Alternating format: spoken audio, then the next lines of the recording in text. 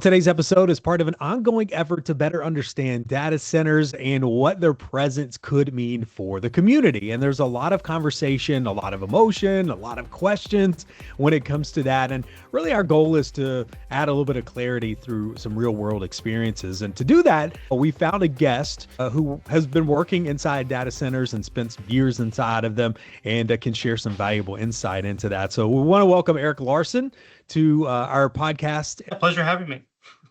You went to school, went straight from school here in the area, lived in the Roanoke Valley, and went straight into working inside of these data centers. Talk about your process, I guess, first off, and your background. Yeah, so I grew up, my dad was a general contractor, always worked in construction. I was helping him on the job. I did that for a year. And my dad actually has some HVAC experience out in California where he's from. Yeah, working for the guy that I'm working for now. So I chose HVAC. I worked for a company for about 2 months, learned pretty much everything, on the job. You're going in and out of data centers, and what types of things are you doing while you're in there? Yeah, what we do is just startup and commissioning. And what that means is units are put together on site, plumbing's hooked up, electrical's hooked up, and then we come in and test out the pumps, test out the valves, make sure everything's working right. And then a third party comes in, third party commissioning agent, and verifies that we did our job. And so you're literally, going in and you're seeing a lot of how these things work, really from the inside and out. Obviously, one of the bigger concerns I think folks have is the amount of water that's used, and some of the things, you can't talk a whole lot about specific companies. What do you see inside of these data centers? Like, what do they look like? Yeah, I mean, they look maybe like a blend between an office and a warehouse. You have a nice office space, bathrooms, storage, stuff like that. And on either side, you have what are called the data halls. DAHU stands for Data Center Air Handling Unit. That's what we work on. Your electrical room, your IW room, your industrial water, just all the run-of-the-mill stuff. It's all kind of encapsulating that data hall where the servers actually are, what we're cooling. And so cooling plays a huge part inside of a data center, no matter what type they're building. They can use electricity to do that with fans, like a lot of our computers do, but water sometimes is more effective and more efficient. So talk about the water process cooling down these servers. So typically, like, water will come into the building, it'll get processed. You'll have a pump in the IW room. You'll have some filtration, some basic filtration, and then it'll get pumped throughout the building in large overhead pipes, and then teed off and down to the units. It typically dumps into a large stainless steel basin that stores the water, and then pumped up into trickle down media.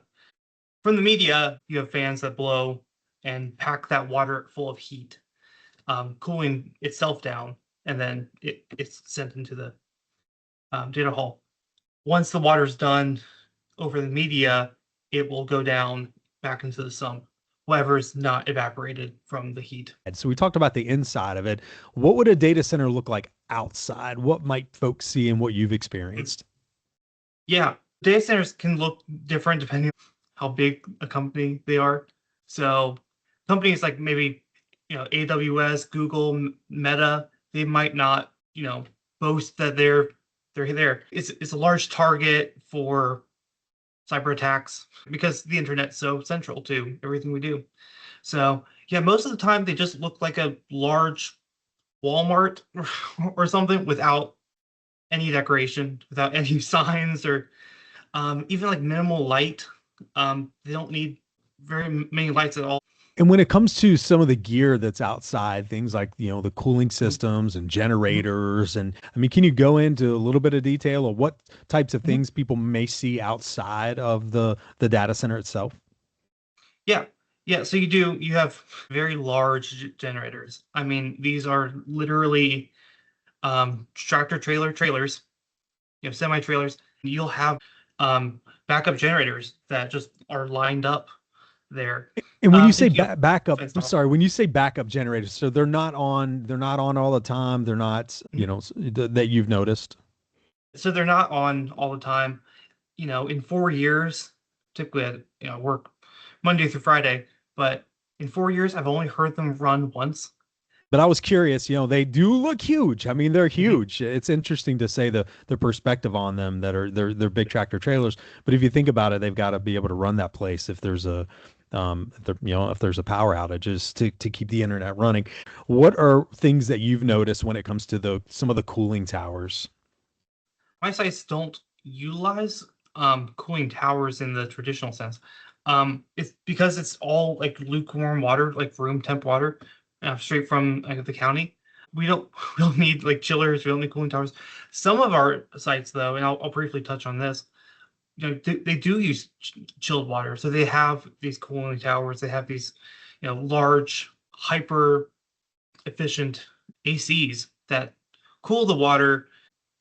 And so I think this is interesting to know that so not all of them are going to be working the same or look the same. It depends on the environmental conditions. So let's say the water coming in is cold, they may not have to do anything with it, or if it's warm, they may have to. So I guess it just depends on the location of where they're building that, correct?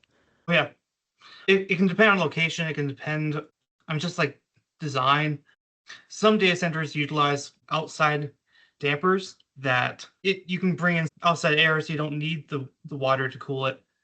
You mentioned security. When it comes to security, I mean, could people expect these to be much different from some of the other, folks that we have inside the park with there'll be fences and all that stuff Mhm. because it is such high security data that goes into these? You gotta keep things safe. I mean, factories will do the same thing. Amazon fulfillment centers will do the same thing. Um, yeah, just you'll have a gate and stuff like that. So what are some of the things that you've heard when it comes to data centers that you feel like are just big misconceptions?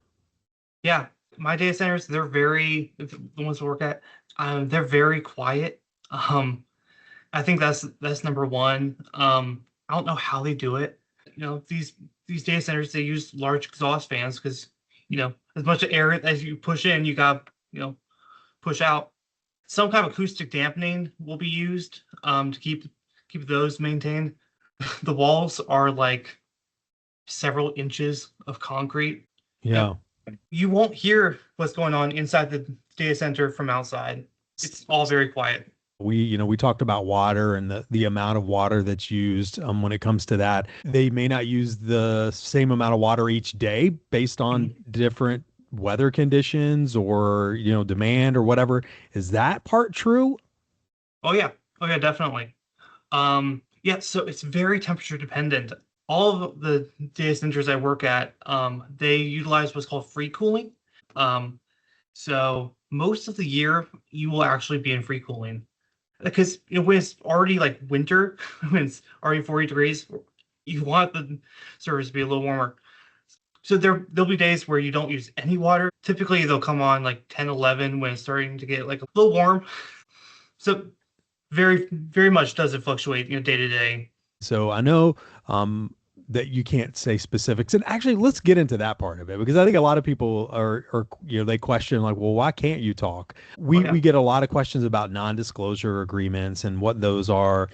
They're very common inside, especially inside of an industry that you're working in, where there is security issues and also technology that's extremely sensitive. You don't want other countries taking it, don't want other Mhm. businesses taking it. Oh yeah.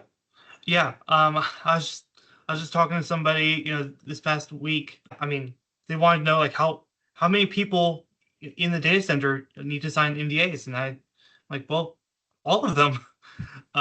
Yeah, even like the custodians, anybody that has that badge and can get on the premises, you gotta sign an NDA. People are very clever. They will find anything to exploit. Yeah, how So how things are built. No, and that's what I say. I think that's interesting to know that you're not allowed to say which ones you've worked in. You're not allowed to differentiate the different ones for that reason, right. just because of security, and you also don't want to give away trade secrets. Yeah, Yeah, it's not because we're trying to hide things from the public, or we're trying to you know do something shifty. It's really just business. You don't want to give away vulnerabilities. These data centers, they do a lot of things, but one thing they do is they house banking information, our banking information, or our pictures, web traffic. It's about privacy at the end of the day. What are some things that people don't realize? So what's kind of one thing that Mhm. you've learned over your time in the past couple years about data centers, but they should know? Other than, like, hey, they're not going to really disturb your day-to-day life, being near one. We use them every day, I think, is an important thing. We're kind of using one right now, as we meet. The internet's everywhere. I've never been in a world without the internet. And even, like, you know 90s, 80s, it was not anything close to what it is now. Internet connected refrigerators, washing machines. We get notifications on our phone about everything. Everything's so connected. Even our traffic lights will use the internet. Are they evolving? And by that I mean, are they upgrading technology? Have you noticed, without being specific, have you Mhm. noticed changes in how they're becoming more efficient? Oh yeah, absolutely. They're being more efficient with the space. Um, and making it smaller, so you're having less conditioned space, less air to condition, more servers you can pack in. Yeah. And so it seems like they're coming up with new technology to try to make them more efficient and better, whether they're Mhm. using electricity or even through water. I would assume they'd be doing the same thing with water.